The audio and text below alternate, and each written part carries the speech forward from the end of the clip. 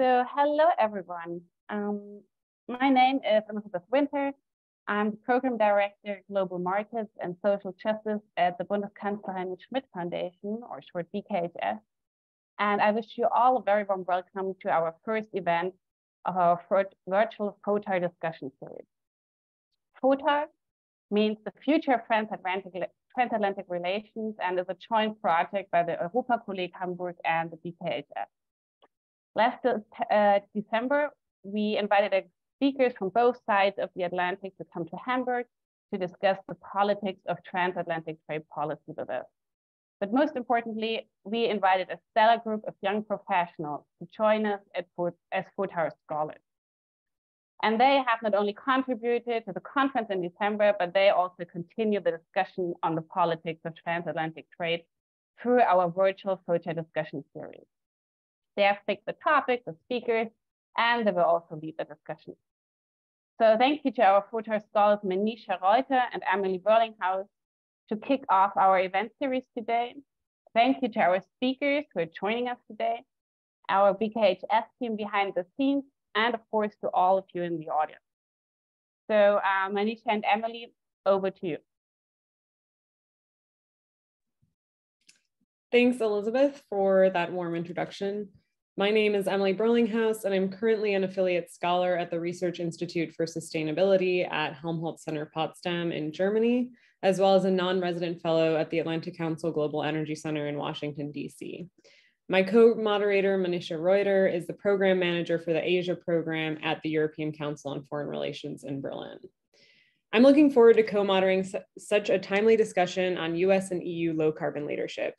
Just a note of housekeeping before we begin, Manisha and I will be co-moderating the event, but we encourage active audience participation. So please feel free to drop your questions in the Q&A function at the bottom of your screen at any time throughout the event, and we'll do our best to ask them.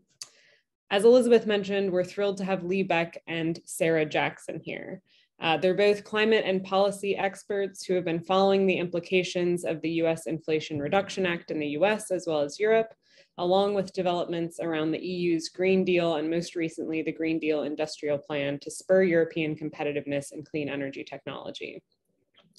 Lee Beck is currently the Senior Director in Europe for the Clean Air Task Force, where she leads CATF's growth and climate policy impact in Europe. Before her current role, she was CATF's Global Director for Carbon Capture, leading a team that helped secure $12 billion in funding for carbon capture, removal, and storage in the US infrastructure bill, as well as make improvements to the 45Q tax credit and push the vision for a European strategy for carbon capture and storage. She has also held positions at the Global CCS Institute, Vermont Energy Investment Corporation, NEUSA, and the EU delegation to the US. She's originally from Germany, but moved to the US for her master's in international affairs and economics with a concentration in energy, resources, and environment from Johns Hopkins University School of Advanced and International Studies. She's now based in Brussels. Sarah Jackson is a policy advisor for transatlantic diplomacy at E3G, where she works on transatlantic climate cooperation between the US and the EU, as well as between the US and Germany. Prior to her current role, Sarah worked as a policy staffer for Speaker Nancy Pelosi in the US House of Representatives, advising on climate and environmental issues. Sarah holds a Master of Public Policy from the Hertie School in Berlin, where she was a scholar with the German Academic Exchange Service. She's an expert on national and transatlantic climate and energy policy in the US and EU, focusing on various policies and initiatives, including the Carbon Border Adjustment Mechanism, the US-EU Trade and Technology Council, and a variety of other national level and transatlantic initiatives. Thank you both for joining us today. And with that, I'd like to give both speakers the opportunity to make some opening remarks, starting with Lee. Yeah, thank you so much, Emily and Manisha, and to BKHS for having me here today. It's an honor to be here and discuss this very timely topic. Before I get started, I just want to say a few words about the Clean Air Task Force. We're a global climate organization. We were founded 25 years ago with the mission to reduce emissions from power plants, and relatively quickly developed into a climate forward innovation-based think tank that really focuses on achieving a high energy, zero carbon planet. We right now not just only work in the US, but also Europe, the Middle East, and Africa, and across a host of technologies. You mentioned carbon capture, nuclear, methane mitigation, climate beneficial zero carbon fuels, climate as an infrastructure problem, and energy systems analysis. And I think this is a really, really, of course, timely discussion as I think the spotlight on global industrial policy moves to Europe. But I think you asked me to give a few opening remarks on what's unique about the Inflation Reduction Act. And I think, first of all, I think we don't talk enough about how the Inflation Reduction Act is actually a package or forms a package with the Infrastructure and Jobs Act, or the bipartisan infrastructure law that was passed right before COP26, because this package together actually puts the US on a track to achieve its 2030 climate goals. But it's really important because the Inflation Reduction Act has the technology deployment incentives, while the Infrastructure and Jobs Act really provides the infrastructure incentives to really build the connecting infrastructure. And I think what's really unique also and important to understand as we're talking about this today here in Europe is the package was largely technology neutral. So gives incentives across a host of technologies. This includes more controversial topics like nuclear and carbon capture. I think it also supports the full life cycle of projects and technologies. So when we're thinking about the innovation timelines, really from the lab to the first demo, to first of a kind through nth of a kind, through the connecting infrastructure, and then to large scale deployment, again, really, really important as we're trying to shorten the timelines of climate tech deployment.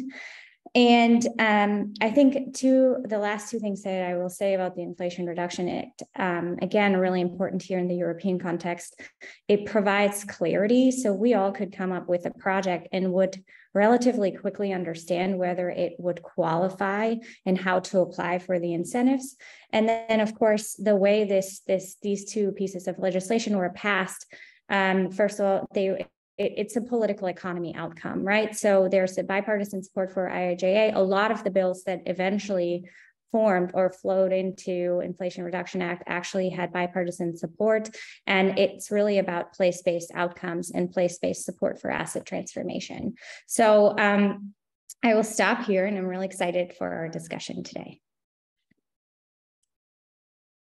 Hi, everyone. Thanks so much for the invitation. It's great to be with you all today.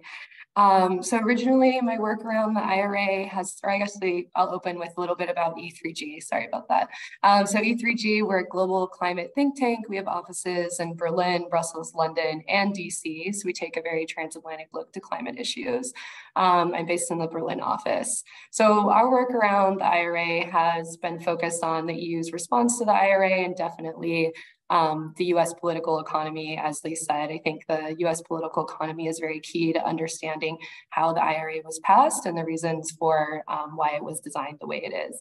Now, what we're really interested in looking at, especially as the EU comes up with its own response in the Green Deal Industrial Plan, is what does an EU-US subsidy race mean for the rest of the world?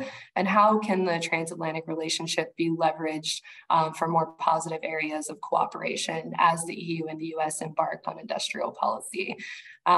It's been really interesting to follow this debate as it's gone through different stages. I mean, first there was sort of surprise and shock from the EU, and now it seems like acceptance. I mean, the EU was really caught flat-footed in many ways with the IRA, and I think the US was very surprised at how strongly the EU reacted. Of course, the IRA was definitely celebrated in the EU. It's a massive achievement, huge investment, and it shows that the US is really back to taking that leadership role on climate, as it truly is the biggest climate investment the US has ever made. So a huge, huge win.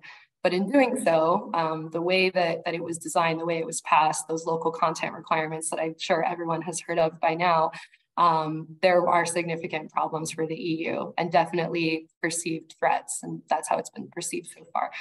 I think that we are definitely in a better place than last year. Once, President Macron went over to the US and spoke with President Biden, and Biden kind of opened that door for a tweak in the IRA, we were in a much better place. Plus, there's been the IRA task force. There's constant communication across the Atlantic between, Dombrovskis as well as Catherine Tai and different counterparts on both sides of the Atlantic. But the perceived threat to EU industry is still there. And why is that the case? I mean, these are really large subsidies given to specific sectors and technology. They're production subsidies linked to local content requirements. Some could say there is this perception that the clean energy future is a finite pie. I think we would argue in the climate community it's definitely a growing pie. And then on top of all of this, Europe is experiencing the energy crisis, inflation. So all of those things kind of added to those threats of deindustrialization in Europe. Plus, the IRA is a very different model for decarbonization. It sort of goes it's a different way than Europe has seen decarbonization, as it takes more of a carrot approach versus a stick approach, and as well as the different geopolitical and economic competition issues surrounding China. The US obviously has a much different relationship with China than the EU does. And then on top of that, there is this perceived disregard for the multilateral trading system with those local content requirements that Europe says might be in violation of WTO rules.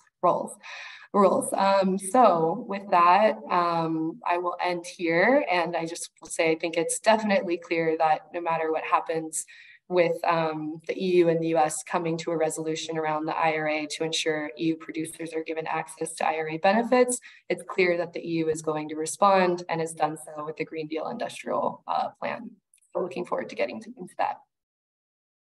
And that's exactly what I want to get into, because the Green Deal Industrial, I mean, the EU is like very good at putting out acts and large pieces of legislation, right? So I wanted to dive into this Green Deal Industrial Plan in trying to understand how do you see this sort of interacting with other policies that the EU have put out on reducing carbon emissions and our Green Deal Plan and all the other legislations that are out there, and what are your sort of, I mean, it's very new, I know, it's just been issued last month, and still policymakers are trying to figure out sort of what this actually means and how to implement some of this.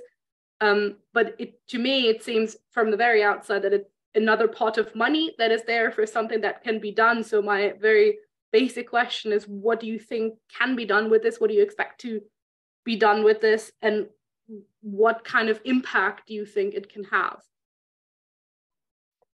Yes, so we definitely see it as a huge opportunity. The IRA really showed the EU needs to do its homework and make things much easier for the clean energy industry. So it's the Green Deal Industrial Plan is centered around 4 pillars. So predictable and simplified regulatory environment. With that, they're releasing the Net Zero Industry Act next week, also the Critical Raw Materials Act and the Electricity Market Design Reform next week.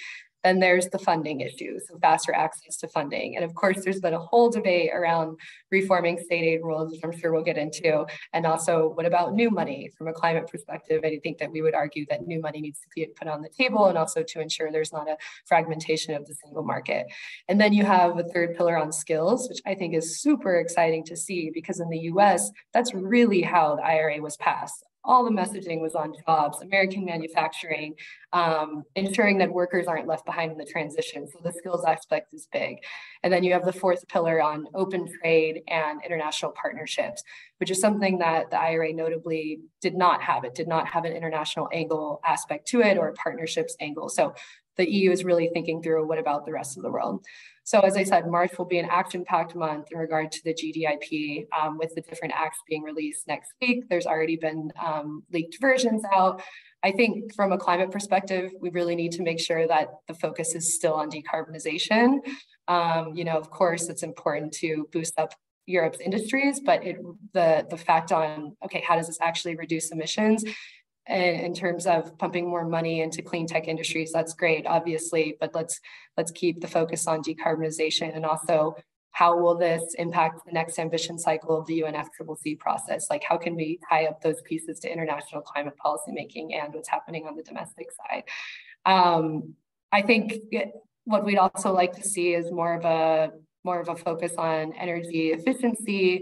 Like I said, we think the skills aspect is great, but I would say in short, we think there's a huge opportunity, but I think that there's room to shape this for sure. And I think that's our job in sort of the climate community. And also another gap that we've seen so far that's missing is there could be more of a focus on decarbonizing heavy industry, and also how do you mobilize private finance through the EU's toolbox of sustainable finance instruments. But it remains to be seen. I think it's really exciting that the EU has decided to not only try and fix the short-term problem of the IRA, but actually coming back with its own proposal on what it's going to do. And do you see any do you have any fear that this might be sort of the beginning of a subsidy war between the US and the EU on certain issues? And is there, and this also to bring Lee into this, is there any response from the US side yet to the Green Deal package that the EU has now announced? Or is this, is this competition that we're seeing, is this a good thing or a bad thing, essentially, for the climate?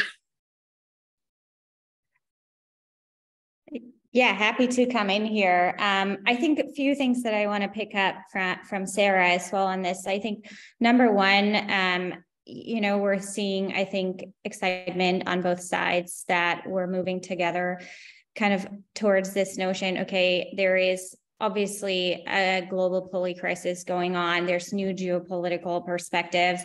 And so what's the response on each side of the Atlantic to this global trend of industrial policy, right? I think from my perspective, actually, this is a huge opportunity of learning. If we're thinking about the EU and the ETS, for example, is an incredible, powerful policy, but it has failed to commercialize a lot of the next generation technologies that we need, industrial decarbonization. So in the US, there's a lot of focus on technology commercialization versus in Europe, it was really focused on more comprehensive climate policy. And I think now it's time to take, in the long run, a page out of each other's playbook. But this is also how in the US, through commercialization, bringing down the cost of technologies, you essentially create another political economy for climate action. And I think one thing that you said is really important, Sarah, is how can both sides of the Atlantic work together to achieve global benefits? So first of all, luckily, innovation only has to happen once, right? And the market for next-gen tech is incredibly large. It's larger than just the US market. So I think we're thinking about a subsidy race, but I think we have to think about a race to the top in terms of how fast can we commercialize technology, because let's face it, it has taken us 20 years to bring solar from lab to market and another 30 to bring it to commercial scale. But most of the net zero models have the next gen tech commercialized in just a few years, under a decade even. So I think it's really important to stay focused on the climate argument here. And we need to commercialize technologies. And for this, you need to have incentive to make the business case.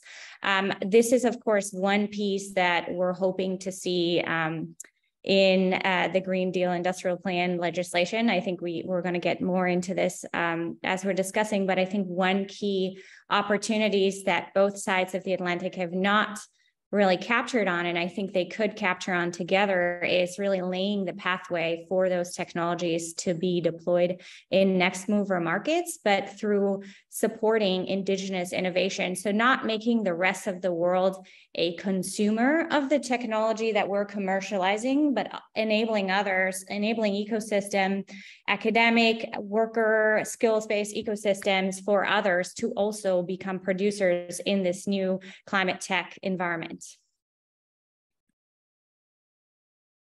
Sarah, did you want to add anything to that? No, I would just say absolutely agree. And I mean, the platforms already exist for this. There is the EU-US Trade and Technology Council where they can definitely work on innovation together. I think the tone has shifted between both sides. When Robert Habeck, the minister for the BMWK in Germany, when he went over to the US along with Lemaire from From France, their message was definitely these positive areas of cooperation. So there's a bunch that they can do, and especially on critical minerals as well, and in regards to third countries, to ensure that we don't just follow this extractivist model, but really building up local value chains and ensuring that those countries can benefit and make sure that they're on their way to their transitions as well, and that it's not just the EU and the US extracting those minerals. So there's a ton of areas of cooperation, and the transatlantic relationship is ripe for that cooperation.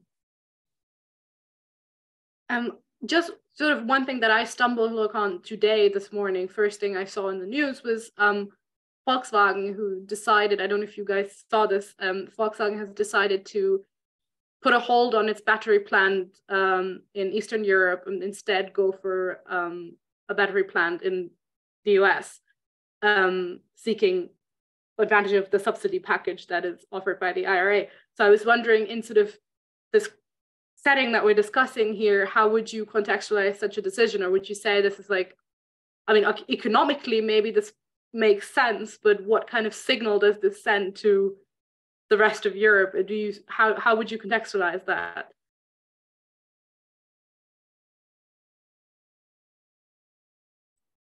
Do you want to go first, Lee? If you want to.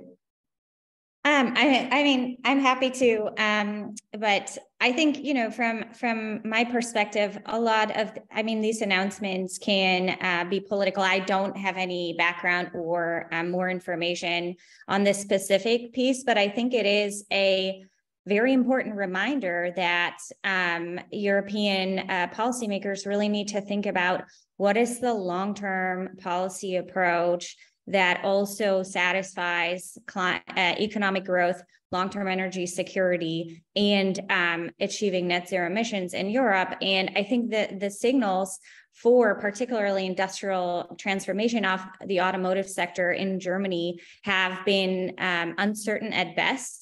So I think there's not been a clear policy trajectory. I mean, I think we could spend a lot of time talking what could have been done better if we're thinking also about the phase out of internal combustion engine discussion that's happening right now. I think there's a lot of signals about how policymakers and industry need to work together better to create realistic pathways for decade-old multinationals to transform. Yeah, I absolutely agree. And I would just add that yeah, absolutely, this is a serious problem. And I think the US recognizes that as well. And what's clear is, for example, President von der Leyen will be meeting with Biden tomorrow, and there's expected to be some sort of high-level agreement on this issue of critical minerals and batteries. So can the EU and US come up with some type of carve out for European companies in regard to the IRA? Let's see what happens after the meeting tomorrow. But yeah, there's been a few of these stories. I mean, there was also a story from Tesla, the battery production facility outside of Berlin and Brandenburg, that they were also saying that they were going to move operations to the US. So yeah, it's definitely a problem. So sort of in line with what both of you have been saying, we have some audience questions coming in. There was one in particular that was citing a news article from Politico yesterday, claiming that European officials are hoping to make progress towards securing an agreement on EU access to the Made in America subsidies program. And then he cites specifically some of these agreements with free trade partners like Canada and Mexico. You've touched a little bit on this, but I also think, Sarah, it goes back to what you were saying about ensuring that there's not fragmentation of the single market. So could you maybe discuss a bit about that within the context of this question here?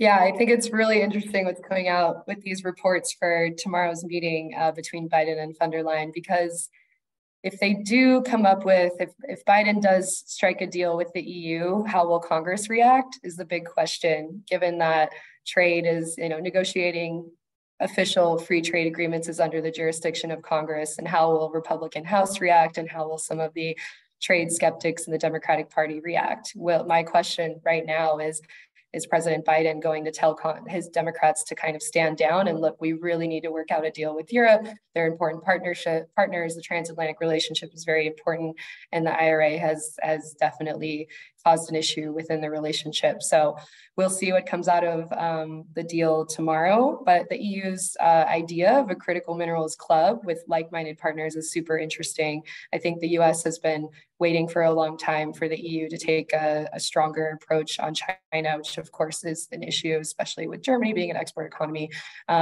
So a critical minerals club, I think, could be really interesting, as long as it's not just, the US, the EU, Canada, et cetera, going into these resource-rich countries and kind of perpetuating this colonial idea of extractivism and not, as I said, building up those local industries, especially around jobs, skills, and also human rights, safeguards, labor protections, et cetera. So yeah, we're definitely following this closely and excited to see what comes out of the meeting tomorrow.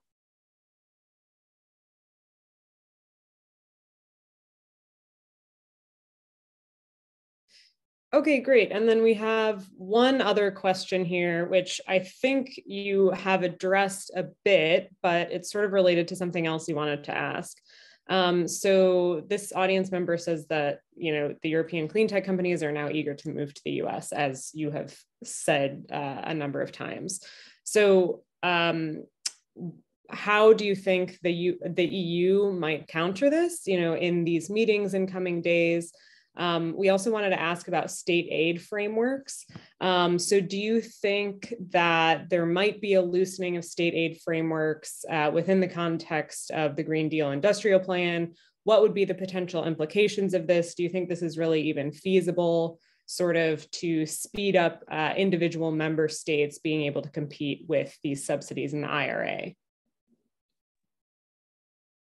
Yeah, I'm happy to come in here, but would love this to be a back and forth actually with Sarah, because I think there's a lot of different implications. I think number one, Inflation Reduction Act, the tax credits, which are direct pay, are very straightforward. As I said, there's a lot of clarity, when you can access the funding. In Europe, I think the bureaucratic clarity really has to be improved, especially on the EU, but also member state level. There's different processes for each member state, even for kind of important projects of common European interest. For example, there is kind of more this notion you have to apply to be on the list, to be potentially selected for your project. So I think there's a lot of more bureaucratic hurdles. There is a lot of countries are talking about administrative capacity of moving funding, which is another problem, I think.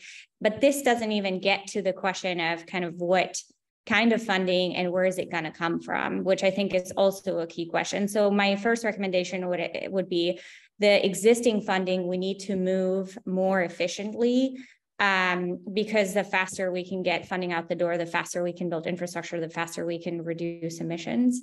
And then, of course, the other question about this is kind of what additional funding can we unlock?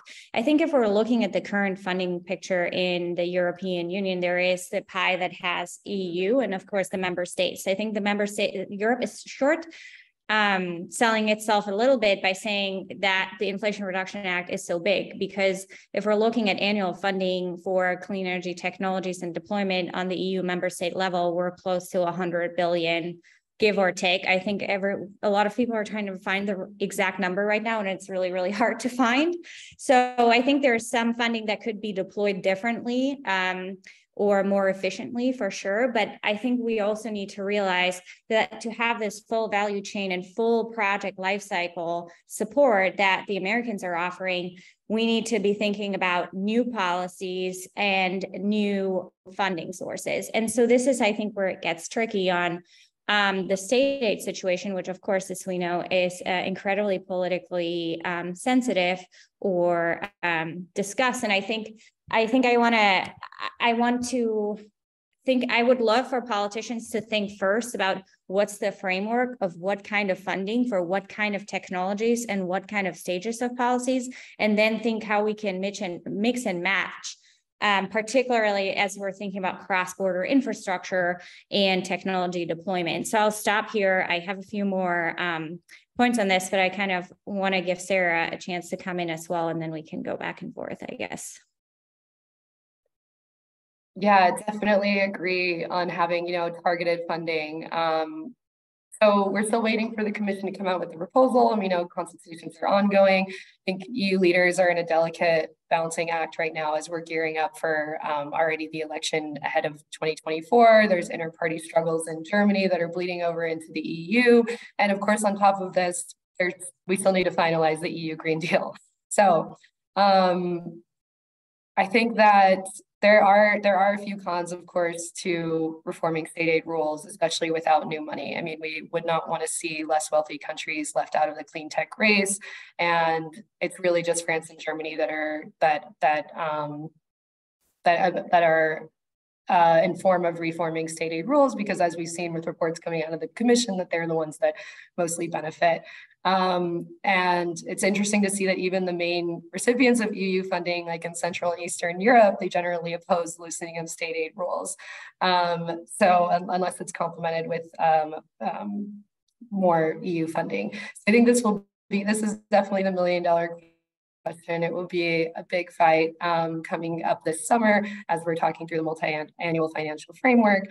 From our side, I think, agree with Lee. We definitely want to make sure that it's targeted funding, but also ensure that there's a focus on energy efficiency projects and skills and really deep decarbonization, especially of heavy industry. From a climate perspective, of course, more money being pumped into the transition is a great thing, but we really need to ensure that there is EU solidarity moving forward, and it's not just France and Germany that are benefiting from a loosening of state aid rules. And we would definitely like to see more conversations about how to inject more money and put more money on the table. Yeah, just doubling down on this, I think, we've had really revolutionary approaches in addressing the COVID crisis as a community. So I think there is maybe some precedent there to repeat some of these kind of more joint EU funding. I think this is particularly important as we're thinking about how we're going to develop climate infrastructure that is cross-border transmission. There's a lot of talk about zero carbon fuels pipelines. There's a lot of talk about a CO2 transport and storage network, but also commercializing some of the more kind of larger infrastructure focused technologies, say potentially new nuclear or 24/7 clean firm electricity. So I think there's some questions around how funding can be created that where there's clear cross-border benefits.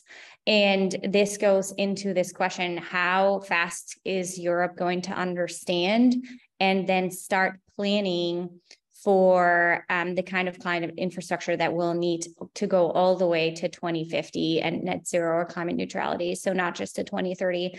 And I think there are a lot of questions from industry right now. Yesterday, somebody said to me, well, we can ask for as much funding as we want, and we can ask for many more policies. But if we can't get the money out the door, if we can't build the infrastructure, if we can't get the project permitted in time, then all of this will be lost. And I think this is also where the US now is at the cusp of, can we actually deliver this infrastructure? The West has not been really good at building large-scale infrastructure that is required to achieve climate targets. And so I think Europe should be watching out to what's happening now in the US. How does permitting reform work, but in such a way that we're still good stewards of the environment? And I think one other piece that was interesting, mentioned by industry in a roundtable, was, well, in the end, if the funding can be the same, it comes down to permitting. If you can get return on your asset faster because your project is permitted faster, then this will be a preferable location. So I think there is a few more levers that policymakers are not paying enough attention to, or that have not been paying enough attention to until very recently, that goes into this whole kind of project lifecycle approach to clean tech deployment. Lee, I'm really glad you brought up the permitting issue, because at least in the US, I know this is huge.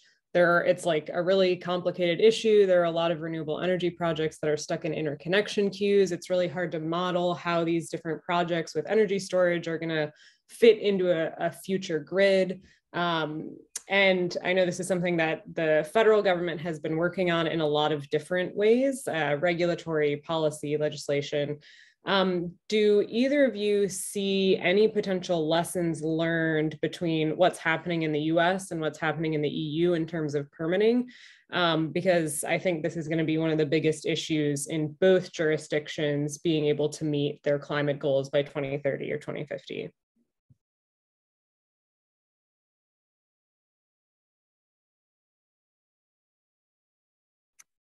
Yeah, happy to come in here. I think actually there's a lot, there have been multiple proposals on the EU member state level. I think the Americans were nodding the other day to the Europeans, so France and Germany, as an example of approaches that are being scoped out. The same in the US context. I think that this is probably a much more difficult pathway right now and will be politically quite difficult. So I think to be seen, but I think what will be really, really important is how can we innovate? What are the kind of pre-permitting, as soon as we understand our infrastructure deployment needs, what is the kind of pre-permitting potentially kind of in the US, there's talks about hubs, or valleys, industrial valleys. So I think there's some pieces that go hand in hand with incentives and kind of already planning for the permitting pipeline.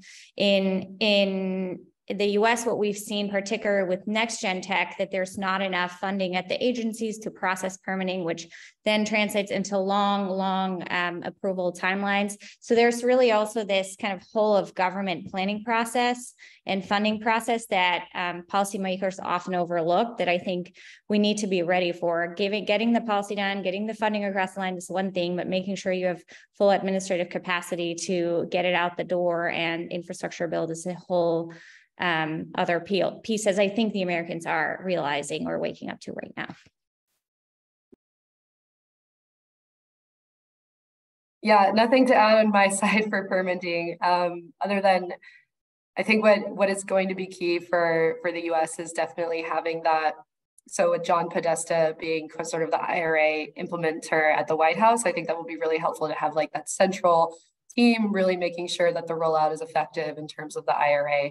But Lee, you summed it up perfectly. Thanks.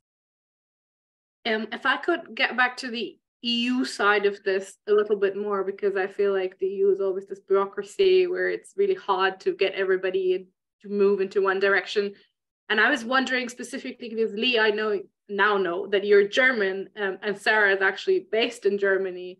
So I was wondering, and because this is obviously a German-led institution webinar, so I was wondering how you would view sort of Germany's specific role in this, because I've been sort of looking at, Sarah was hinting at things that are spilling over from the German government to the EU. And we all know that within the German government, the Green Party obviously is quite strong, but is also met with a finance ministry by the FDP, which sees things a bit differently, especially when it comes to financing on the EU level, and sort of blocking also this debt finance EU sovereignty fund. So I was just wondering, how do you see Germany's specific role as a driver or blocker in all of this? And what could, if you could change that, what could we do better to address these challenges? Yeah, I can kick us off, but definitely keen to hear from Lee, who's actually German and not me, the American on the panel living in Berlin. I think what's been interesting is Robert Habeck has taken a real leading role along with his French counterpart, and especially in terms of the transatlantic relationship specifically, and has, of course, we'll talk about the state aid issue and of course new money, but I think in the transatlantic, from that perspective, the Greens have taken a leading role in being a bit more tough on China, of course, and also in the transatlantic space, really he's pitched something like how can you build green lead markets across the Atlantic, for example? I think it was Habeck's and the BMW's sort of first pitch on the Critical Minerals Club. So he does that. The Greens definitely seem to be charting this positive vision for cooperation with industrial policy, and that's something we're keen to watch, and especially how can you align EU and US industrial policy for the benefit of the rest of the world, as we were speaking about earlier. But yes, in terms of the Green Deal industrial plan, reforming state aid rules, putting new EU money on the table, remains to be seen how this will all play out. And I think it'll be really tough between the ministries, of course, like Scholz, is he going to go along with Lindner at the with the FDP?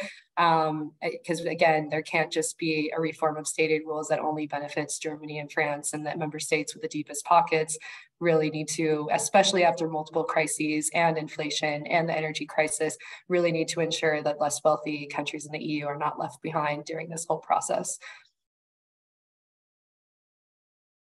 Yeah, I would actually agree with everything that Sarah said. I think what personally I find very, very interesting is how fast the Germans have picked up on this concept of industrial policy in terms of technology commercialization policy, and also kind of been more openly supportive of technologies that were long off the table in Germany, particularly carbon management. So there's the carbon management strategy expected to mirror what's being scoped out on the European level. So I think there's a lot more pragmatic perspectives in this current government that are being brought forward, really to address that, we're not just doing climate for climate. It is a political economy outcome, and we need to ensure that we're delivering economic growth and energy security. So I think there's a lot more innovation in the fuel space, and I think this is really where Germany should double down. A long time it was more seen as kind of, we talked about the Volkswagen example earlier, I think there was a little bit of a lag where Germany is an innovation pioneer in terms of academic institutions and ecosystems, but then didn't really translate that into systematic climate beneficial industrial change. And I think policymakers particularly have woken up to this challenge. And so I am personally really, really excited to see some of these stances moving forward.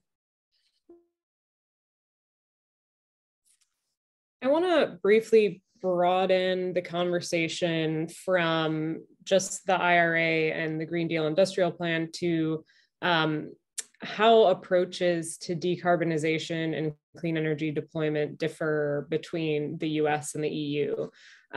So, there's been this big uproar in Europe over the geopolitical and trade implications of the IRA, whereas that really hasn't been the narrative in the US. So I am just curious if both of you could elaborate a bit on what your opinions are of the differences between how the US and the EU more broadly approach decarbonization. What are some of these disparities on this legislative and policy level? And also maybe some of the nuances in how the US approach to decarbonization differs to that in the EU overall.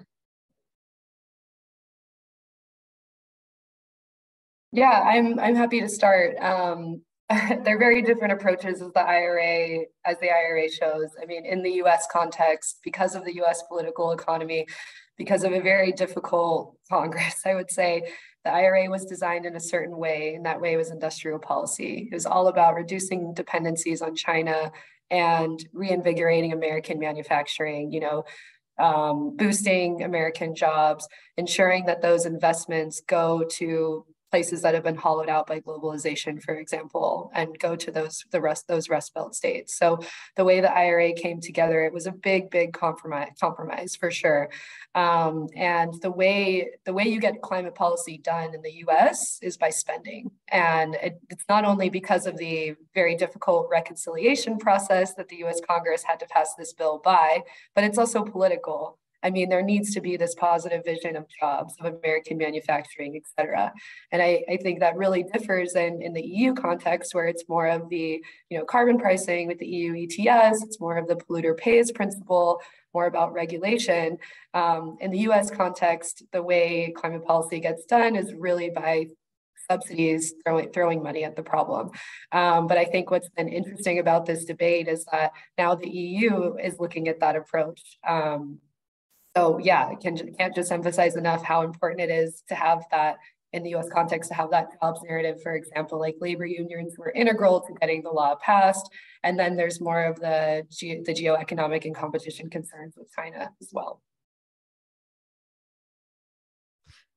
Yeah, and happy to come in here. I mean, I can only agree with this. I think this political economy process and also place-based impacts and kind of asset transformation, securing jobs, creating new jobs was really the main narrative. I think in the US, of course, the budget process is the one way to get funding out the door and make sure that there's a policy opportunity every year, which is really, really important because, otherwise it might not happen. And I think there's in the climate community some questions like how fast could this be replicated amidst the changing politics in the United States. So, and I think one key aspect in terms of funding is really in the European process. I think in the US, we're focusing on technology commercialization, but that actually in Europe, we have already this comprehensive climate policy with the EU ETS, which I mentioned earlier. And I think in the US, by lowering the cost of technologies and essentially creating a business case for decarbonization and next gen tech, you're also creating, or so at least goes the theory of change, you are creating a political economy around more comprehensive climate policy, or you're you're bringing industry into the fold, you're making it possible for them to transform. So you're lowering the resistance for potential comprehensive climate policy, which can take different forms. It doesn't have to be carbon pricing. It can be regulation, clean energy standards. I think we are expecting and hoping for a more strict regulation on the power plant side, or power production side in the United States going forward, enabled by support that is in the Inflation Reduction Act and IIJA. I think as I said earlier, in Europe, it's a little bit inverse. With the EU ETS, we've learned a lot from it, and this is now translating into funding being available for next gen tech. So I think what we'd like to see on the European front is really this focus on commercialization to also ensure that we can actually improve and make more stringent mechanisms like the ETS. So we're thinking free allocation. Of course, there's also the CBAM aspect, but I think right now it's a little bit of a game of chicken between governments and industry. And so better commercialization and climate forward innovation policy can actually help us overcome some of this game of chicken. And then one final point, since you mentioned next gen technology, do you see any major differences between the US and the EU in terms of the types of technologies that are going to be deployed? So Lee, you had mentioned earlier CCS and nuclear. Both those things, particularly in Germany, have been very controversial. Do you see any winds of change in the near future, not just in Germany, but in Europe more broadly on some of these issues? Yeah, I think absolutely. I think from an energy security, right, the poly crisis that Europe found itself in last year really pressed for some of these changes. And I think in Germany, even we've seen policy changes that we didn't think was possible. There is support for carbon management, as I talked about earlier. I think, there was a decision to extend some of the nuclear plants. And we're also seeing new nuclear deals, particularly in Eastern Europe. So I think there is a kind of appetite for technology inclusivity, particularly in the face of crisis.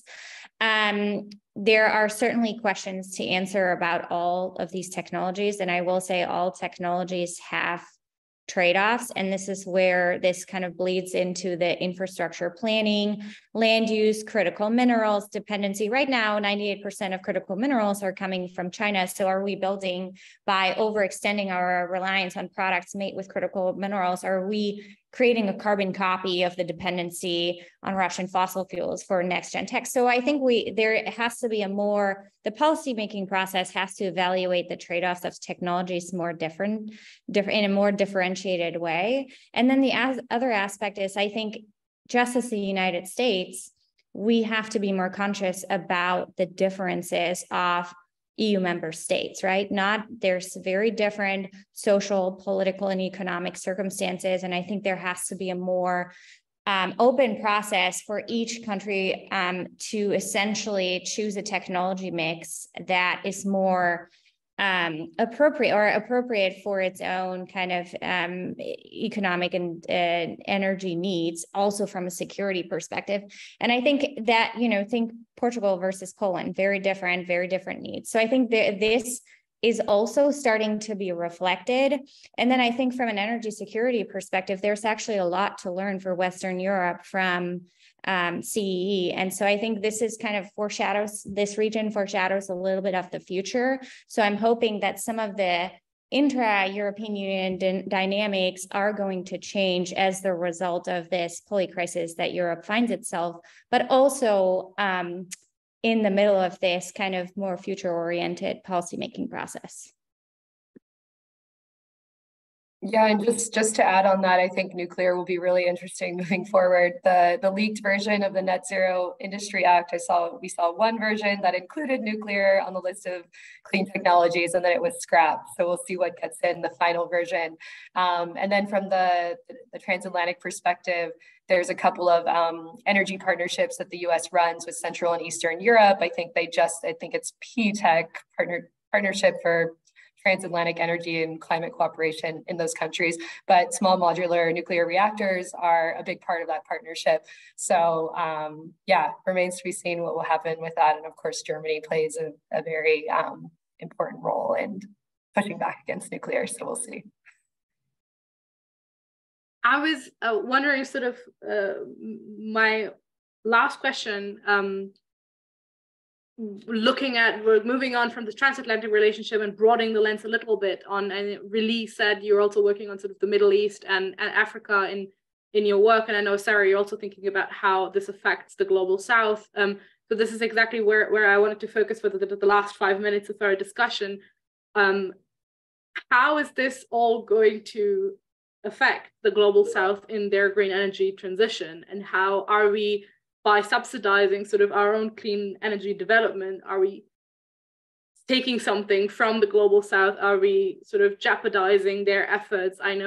Countries like India, who are in big transitions in their solar and wind energy, and other countries as well in sub-Saharan Africa. And so I was just wondering, sort of our transatlantic coordination on this does seem a priority, and I understand why, but how are we featuring in the global South in any of our thinking around this?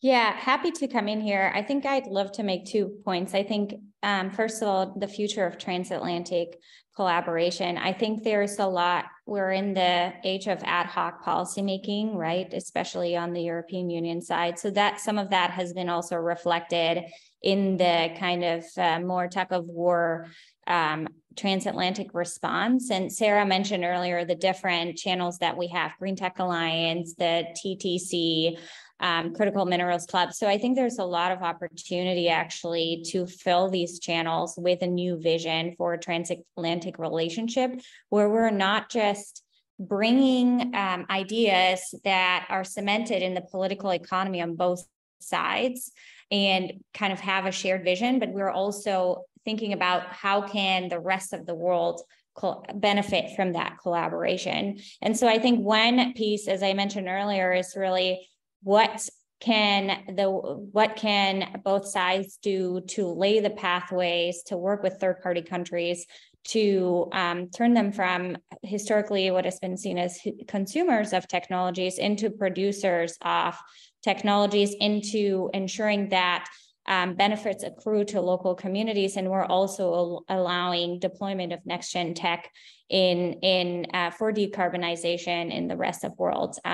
For example, we worked with the US government at COP27 and the Nigerian government to launch a carbon management center of excellency for Africa. So I think there's really this kind of notion, how can we already start building the infrastructure and building this pathway for indigenous innovation and next mover markets, because we know from the deployment of next gen tech, we will have so much learning to share and can really pay it forward. And we should also be thinking about the funding that has to move, particularly as we're not meeting our climate finance commitments. So I think that would be my suggestion, but I also would not underestimate the value of just a very robust transatlantic exchange through the existing channels, but also globally. Clean Energy Ministerial is one example, COP is another, to really share those learnings. Yeah, absolutely agree with everything Lee said. The channels already exist within the transatlantic relationship and elsewhere. And I think, you know, with India having the G20 presidency, that's another big opportunity. Also, is the G7 following up with those infrastructure investments that they promised last year under the German presidency? How can you include this resurgence of industrial policy with those conversations? For example, those G7 infrastructure commitments mention critical minerals. So can you move from the transatlantic relationship with some sort of club and then up to the G7 and then put it out to the G20, et cetera, and move on? And also, what are the EU and the US doing on tech transfers? Can they do something together, or capacity building? We know that not every country is going to be able to heavily subsidize as the EU and the US.